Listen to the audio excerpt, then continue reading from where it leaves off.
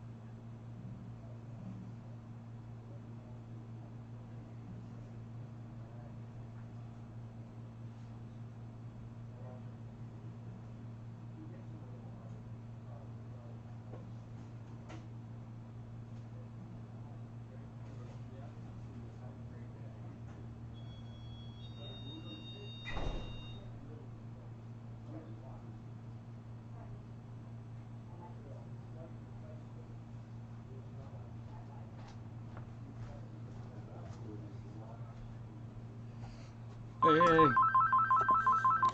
hey, Charlie, what's happening? You guys, I'm here by myself, and I'm trying to work on this guitar. And the moment my live stream's supposed to start, my store gets flooded with customers, and that's just who you're messing with here. I'm gonna be working on this instrument today, so hang in there. I'm trying to do my best. We're a very, very small shop, and I can't just focus on my instrument work that I have to do, which is a multitude. So I'll be with you as soon as I can. Again, you can just kind of adore this beautiful Schecter guitar in all its glory.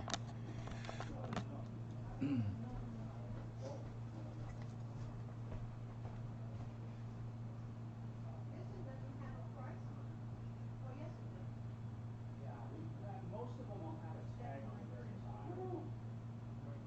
Yeah.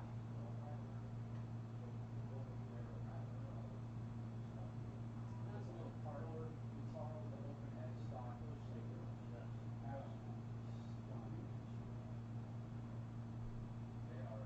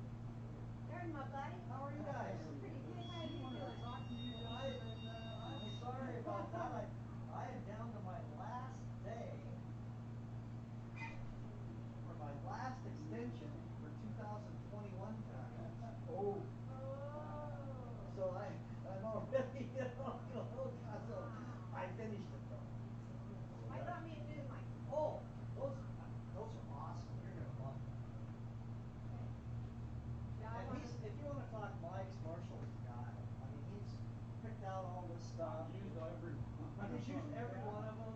He's the new guy here. He's only been here 15 years. Yeah. Yeah, you've been here a lot longer. Steve's the year 42. Chris is about 25. Marshall's the rookie at 50. No, Joey, I guess, has been here about 2 years. I still got a lot to learn. So Marshall picks on him. He's the All right, Marshall, here we you are. going for a smoke? What's that? What's that? Do you need to go for a smoke? Not No? really. Okay, I just have to walk over and deliver this. It's a half Oh. a block down. I'll do it. But Perfect. if you were going, then I'm good. yeah. I'm good. Hey, Charlie, Kevin. Hey, good to see you, Kevin. Hey, the Falcro. All right, guys. I'm going to try and get some work done on this thing. I might get interrupted as usual. However, I'm going to try and get some work done on this thing. We might have a little dull in the action. So, Schecter Custom S with the Sustainiac pickup in it. Beautiful golden black finish on. This is a brand spanking new guitar. Good client of mine, Alex, brought this in. After he bought it, he played it for a bit and decided that he wants to change the strings on it, put a new set on here, and give it a full setup. He's got really great pitch. His ear is very, very well tuned. So he can hear, and he seems to feel like there's an intonation issue with this guitar. So that's what we're doing. There we go. All right. Yeah. All right, so let's get started on this thing. And I've played it a little bit this morning. I've been really busy here by myself. So we're going to just start by taking the strings off of this bad boy. And Alex knows not to tighten these nuts down like, you know, an Arnold Schwarzenegger moment. He knows just to cinch them up and get them snug. And he did say that he had to retune this a couple times after purchasing the guitar. So that's just fine. It's pretty normal. You have to reset your Floyd Rose adjustments on that. Curious of those watching right now, how many of you guys are playing a guitar with a Floyd Rose on it? We have many Floyd Rose users. I'm going to use my fingers to loosen this one up. I personally love a Floyd Rose. I think they're one of the most stable tuning platforms ever devised. Floyd Rose did an excellent job with that.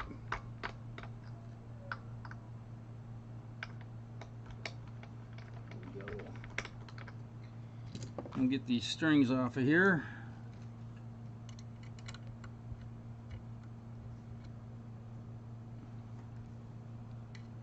And get down here in the business here. Anybody else playing a Floyd Rose? No. Hey Jack, what's happening, buddy? Haven't seen you for a while, man. I've been kind of laying low lately. Haven't been doing much music or writing or anything like that, and I know you're busy working with multiple other people, so I haven't been very creative lately, so I just decided, hey, if you're not feeling it, don't even try. I still pick up my guitar and play quite often, but just no writing really, which I'm not too disappointed about.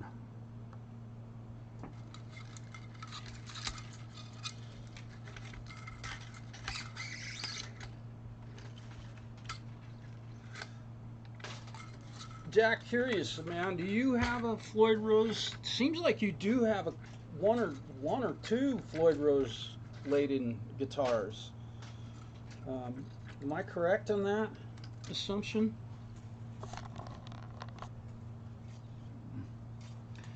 I don't know. I believe these are 10 gauge strings that I just pulled off of it, which we're loading it back up with Ernie Ball regular Slinky 10 to 46 strings. Hey Zach, hey brother. Oh yeah, Jack, I'll bet, dude. I hope you're feeling okay, man. Take a moment to talk to everybody. Um, yeah, Jack, dang it, man. I wish I could just snap my fingers and make that shit go away. It's terrible. I've been feeling great lately. My health has been really, really fantastic. Of course, I don't have many problems. Um, and Zach, I hope you're doing really well. And Charlie, I really appreciate you guys all being here. It's kind of cool to see you all. Uh, Charlie, that dang Larrabee, you son of a gun.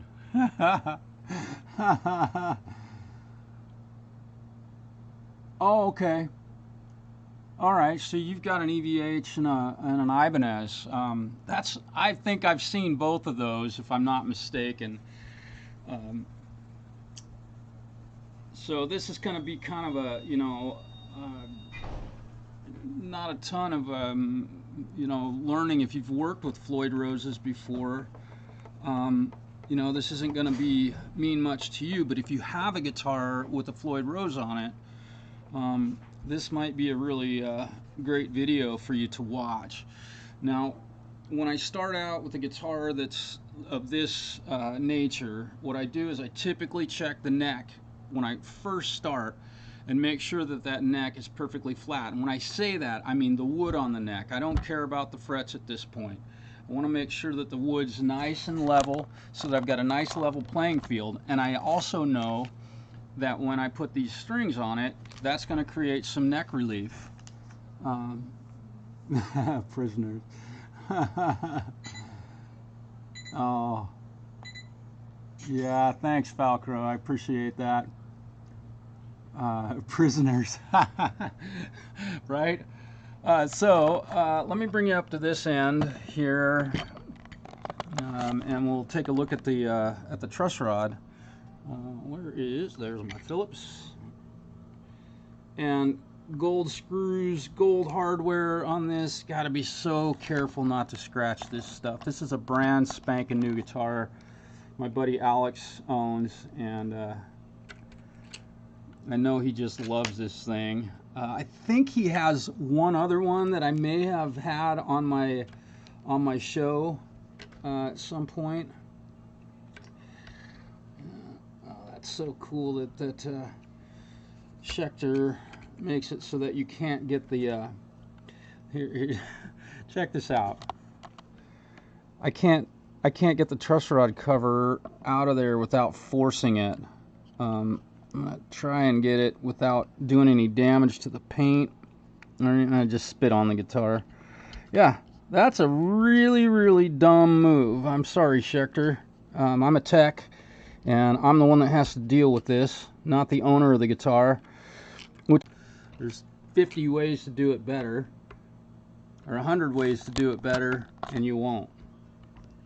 I'm just going to pull this one screw out of here so I can get the truss rod cover off of this guitar. This is the stuff that we run into. Okay. Now we'll take the old neck straightener device and get you a line down here. And I know that my good buddy Falcro owns one of these. We'll check. This is not either one of those. It's not a Gibson or a Fender scale. Or wait, no, that was the wrong. Yeah, that was the wrong gauge. I'm guessing this is Gibson scale, and I'm wrong. No, I'm not. I'm absolutely right. It's 25 and a half. I'm gonna check this, and wow. So here's what I'm seeing as best I can show you.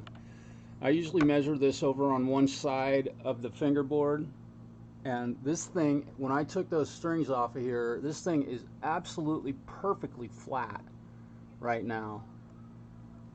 Just perfect, which is exactly what I want to start with. So we're looking really good. I don't have to adjust the truss rod at all, which that's a good thing. So Let's check the truss rod adjustment, which I believe is a 4mm. Yes, it is. So we'll check it, and it moves perfectly. So we're in business. So the next step in this process, ultimately, I'm gonna treat the fingerboard with some linseed oil. I gotta talk to my cameraman. We're gonna do this real quick. This is all the preliminary stuff that I do prior to doing any of the setup work. When you got the strings off, you know, do all your cleaning. Get the oil on anything that you might need to oil, the fingerboard or a bridge on an acoustic guitar. All that stuff. Let me see. All right. Oh, Zach, sorry about that. I'm checking messages here.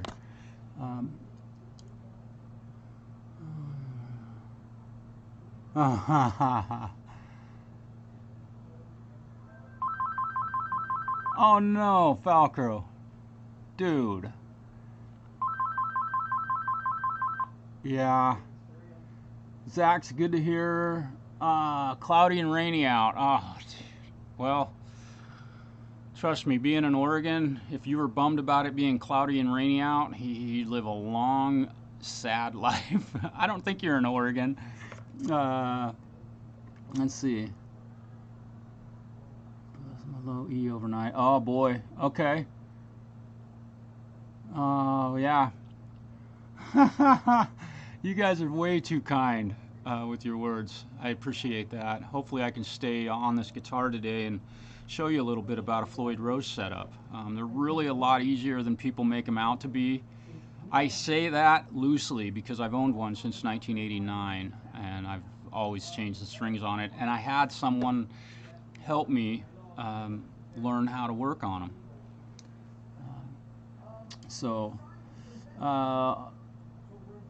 Boy, Charlie, the first thing I'd check on that is that, I mean, I don't know how, you seem to be pretty tech savvy when it comes to your guitars, but I check the truss rod first. Check that neck relief and see if it didn't flatten out a little bit. In Oregon, the temperatures are starting to drop a little bit. You know, if you've had some real humid weather, all those things can affect that. I know you probably already know that. So let's get back to work here. I'm going to go ahead and this thing does not need to be clean. This guitar is brand new. What I'm doing for this is just simply putting some oil on it to get things started off because this guitar will come back to my bench eventually.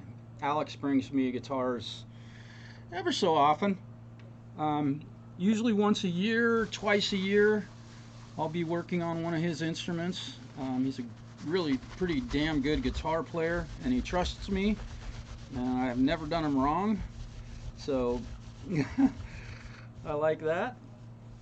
And it's cool that I got to see some work that my buddy the Falcro did on his guitars. He's commenting. He polished the frets up on his Dougie guitar. Dougie. And I did the electronic work on it. He left it with me about a year ago, and we just got all the electronics back in it, got everything dialed in. With respect to the electronics, they work great. And he got it home and didn't feel like the frets were in good enough shape, which I don't remember doing anything with those. So he put a good polish on the fingerboard, and he was absolutely stunned. It was funny to talk to him after the fact. It was super fun, man. It was like talking to a kid in a candy store, man. He was like, oh my God, this thing is just killer now. So it's fun to see friends, people I know well, do some work on their own instruments and have success. There's a big difference between having dull, rough frets and having mirrors. And that's what he ultimately ended up with. He polished those frets, I think, with up to 3,000 grit. Then he used a polish on them, and holy smokes. When I looked at him, that guy, he did a fabulous job. I'm going to be out of work, man. If If you press on the bridge, it stops. Ooh. Boy. Oh, that's right. Ontario, Zach. Right on. Okay. You've got a rattle on the low E string, and you press on the bridge and it stops. First thing I would do is check to see if you have, if that thing is mechanically fastened to the top of the guitar using a screw and a nut on the bottom side of that. That's the first thing I would look at. If there's if you've got an inlay in that, like a little round inlay in that guitar, there's a screw underneath there, and that would be the first thing I would look for. Hey, Steven, what's up? Now if it doesn't and it's glued on, if you're touching the bridge and it stops, boy, that could be a lot of stuff. And I'm offering unsolicited advice at this point. So if anything I say is off base, let me know, brother. Often times companies will use nuts and washers to fasten a guitar bridge to the guitar, and the nuts will come loose underneath and it will sound just like a string rattle. You can also tap on the top of the guitar. Do not use your fingernail. Just tap on it. Use a flat and see if you hear any rattle in there. This is an electric guitar, of course, but if you tap on that, you might hear some rattle, and that will tell you a lot. Another good tool to have laying around is, if you own an acoustic guitar, you should probably own one of these. Look at this cool LED lights. Wow. So you can look up inside the instrument and see if there are braces that have come loose or unglued or cracked.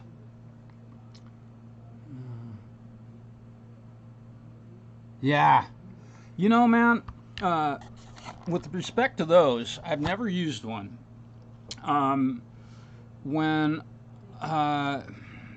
The one device I've used is a bridge doctor, and that's kind of a last ditch effort to repair the big belly acoustic from having string tension on them for years and years and years, and the belly or the top of the guitar develops a nice big belly. But okay. Yeah, I'm a dummy. Do what I do at your own risk. Vice Grip Garage.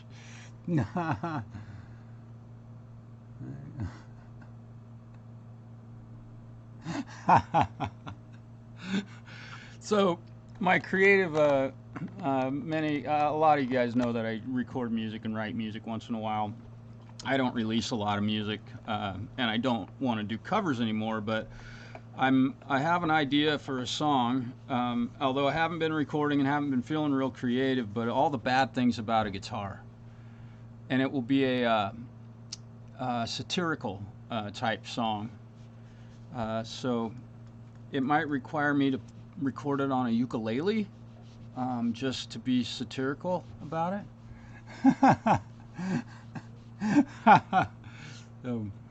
Yeah, Charlie, I think you have quite a bit of knowledge about working on guitars, and you're pretty proficient, it seems like, at it.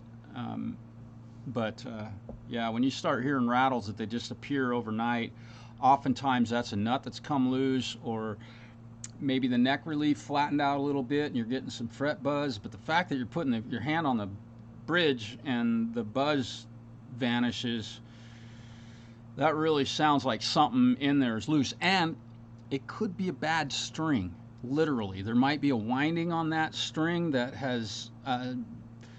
wasn't done properly, and because I've done that, of course, the thousands of sets of strings I've put on a guitar, I've put a brand new set on and played it, and I'm like hearing this buzz and the G string, and pull the string off, put a new string on there, and the buzz is gone. And it was simply a bad winding on a string. So I'm just throwing out some ideas there for you.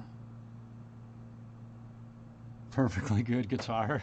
I don't want to taint my mind. All right, so let's get busy with the restringing of this instrument. We've got the neck set perfectly flat. Holy smokes. Check this out. This is how new this guitar is. I didn't realize this was on here. Couldn't even see it. I don't even know if Alex knew. I get to pull.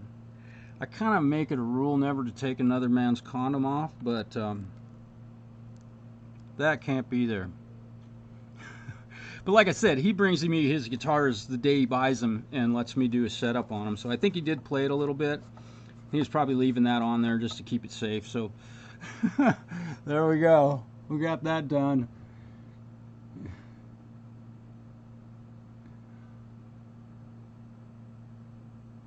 Is there anything that can be done for neck dive on an SG? Yes. And I'll tell you. Yeah. Yeah. What is commonly done on an SG, I didn't have to do it on mine, Jack. Mine balances really well. But on the control cavity here, you can put weights on the back of the control cavity, meaning you can glue small pieces of lead to it or a large piece of lead and add weight to the body of the guitar so that the neck doesn't dive.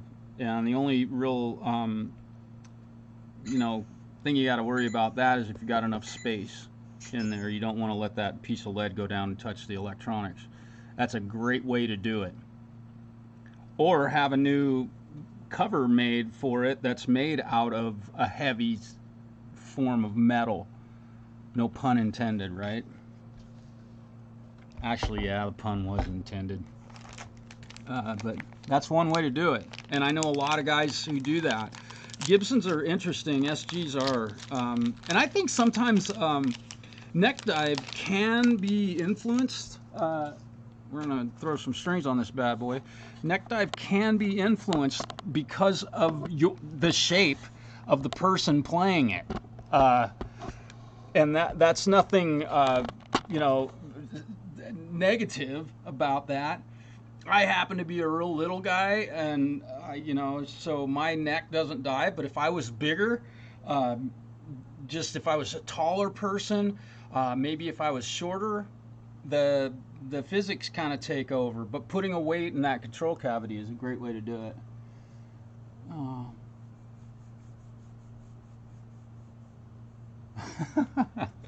All right, so I had this discussion with a client just the other day. This is why I was so excited when this guitar showed up a couple days ago. Loading the strings into a FLOYD Rose. I've treated the fingerboard. When you do this, cut all of the winding off of the string. Don't leave winding on there. And don't spend $50 on a set of strings that are made for a FLOYD Rose, unless you like throwing your money away. The extra $50 or $40. You can get a set of Ernie Ball 10s for you can get 3 sets for $10, something like that. All right, don't buy FLOYD Rose made strings. That is a waste. Oops, sorry guys. That is a waste of money. So here we go. I've got the string cut off. Just put it in there. And you'll notice I'm using the whammy bar to hold the bridge up in an upright position, and I also try to get the string aligned dead center of the saddle. I'm vibrating a little bit. This has some pretty good strong tension on it. I think it might have 5 springs, and we might remove one of them. All right, so that's that. And then you just feed it onto the guitar, making sure you go. Although I've got this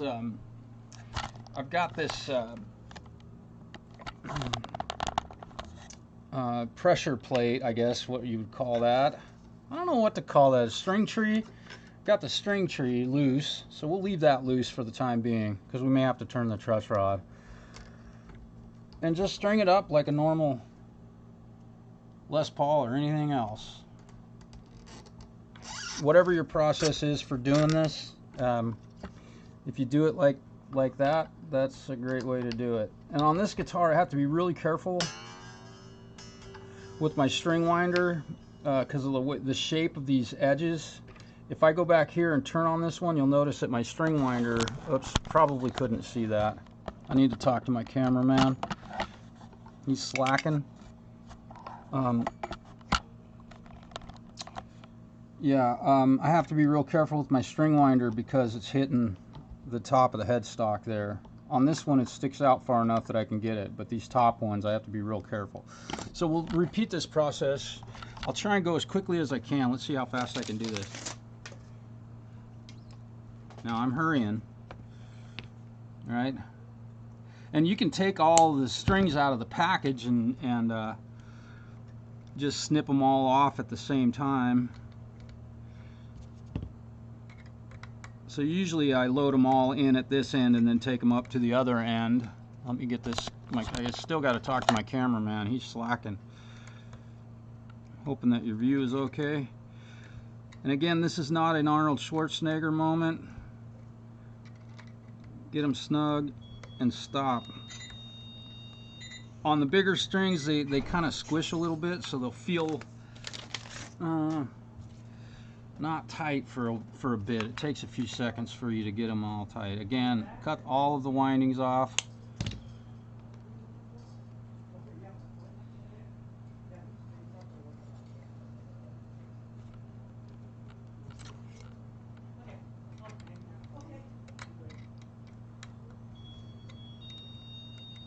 And I'm not paying attention to anything to the chat right at the moment. I'm just trying to focus on getting these strings on here. This is kind of the monotonous part of this process, so I'll try and keep talking, not to lose anybody's interest. You know, if you're the front man in a band, sometimes you got to cover time when your drummer's too drunk to play or the bass player is confused, which happens a lot. Usually you don't have to wait for guitar players because they usually have their shit together.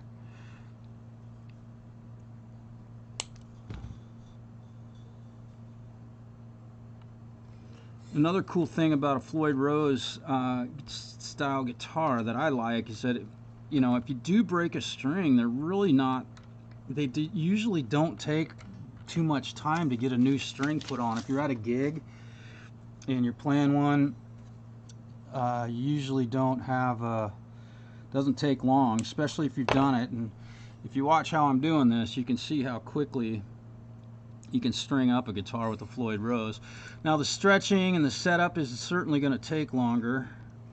Interesting, this one set screw is a little bit tight. Interesting.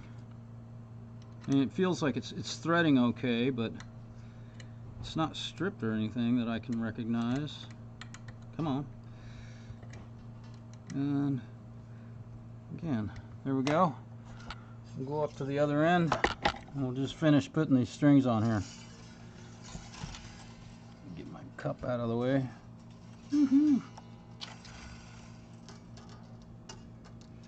I generally don't have to take those off, but because I had to get the truss rod cover off of there on this one, had to remove the string tree.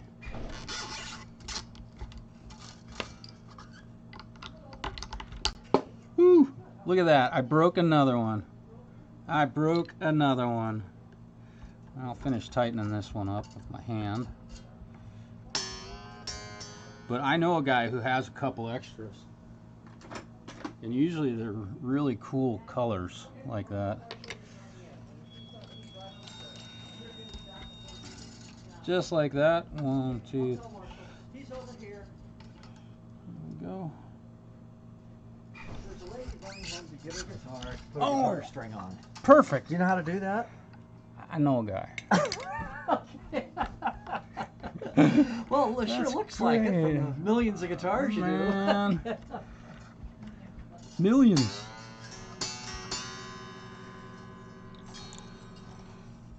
Millions. On the unwound strings, just like a normal guitar, I use 3 winds around. 1, 2, 3, and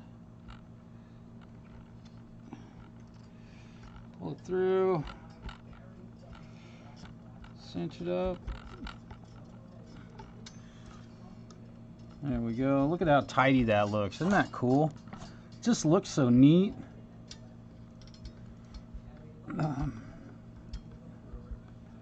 Perfectly well wrapped.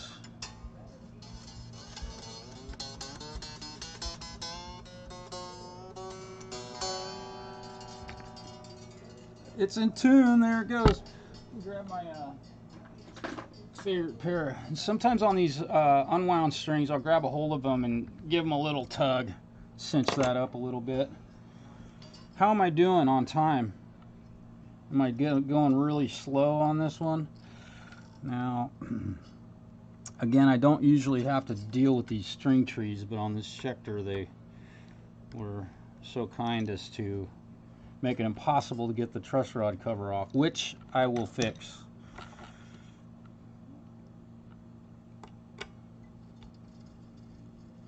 I'll make it so that the next time the truss rod cover has to come off, I don't have to go through that, because I will be working on this guitar again if Alex decides to keep this one. 2, 3.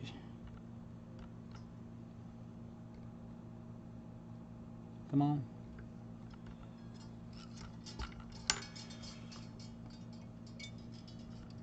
Well, I'm just going to take it off of there, heck.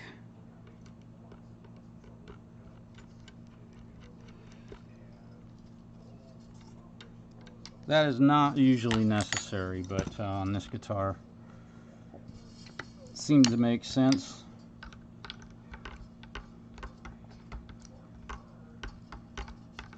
I have a young lady, it sounds like, bringing a guitar in to let me put a new string on it, or strings.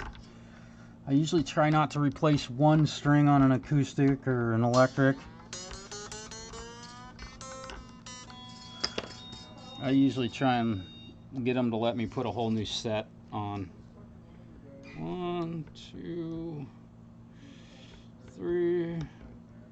How am I doing on time? Am I taking way too long?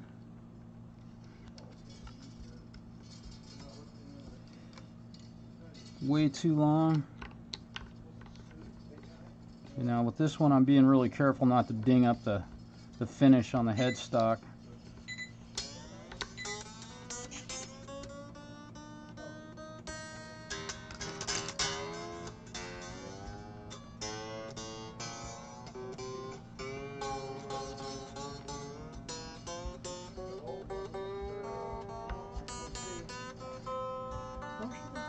Talk to this gentleman about looking at his stereo so he could match up some speakers to it. Sure. Sure. Is that a Dean? Is that what that is? That's a Schecter. This Oh, is a really Schecter. nice guitar. That's I'm going to go ahead and end things right now. Thanks, everybody. All right. Oh, I interrupted your work.